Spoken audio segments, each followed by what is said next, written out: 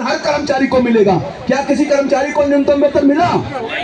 मैं कह रहा हूँ 95% कर्मचारी हैं जिनको न्यूनतम वेतन नहीं मिल रहा है। और इनका जिस दिन से इन्होंने लेबर कोड लागू किया है, क्या न्यूनतम वेतन उनको दिलवा रहे हैं? किसी को अपॉइंटमेंट लेकर दिलवाया है इन्होंने? लेकिन मीडिया तो ऐसे कर रहा है जैसे लिख रहा पेपरों में कि जैसे वर्करों को न्यूनतम वेतन सबको मिल गया हो।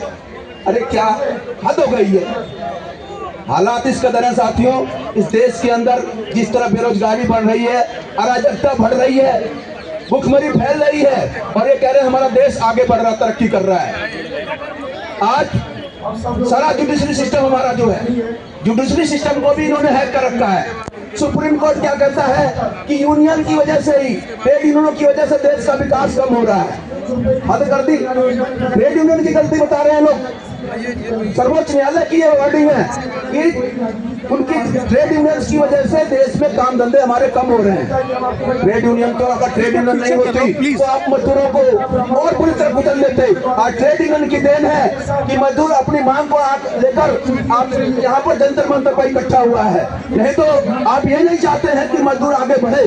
तो साथियों, ये जिस तरह की सरकार है, ये मजदूर विरोधी सरकार है, और इस सरकार को उखाड़ फेंकने के लिए आने वाले समय में हम श्रमिक संगठन जो भी निर्णय लेंगे उसमें आप सभी लोग ज्यादा से ज्यादा संख्या में शिरकत कर आने वाले समय में और जो प्रोग्राम लिया जाएगा हम उसमें साथ देंगे।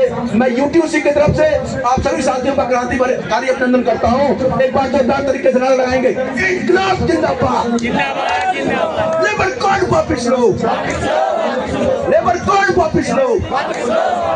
जुमलाबाजी नहीं चलेगी, जुमलाबाजी नहीं चलेगी, तानाशाही नहीं चलेगी, तानाशाही नहीं चलेगी, गुंडागर्दी नहीं चलेगी। धन्यवाद साथियों।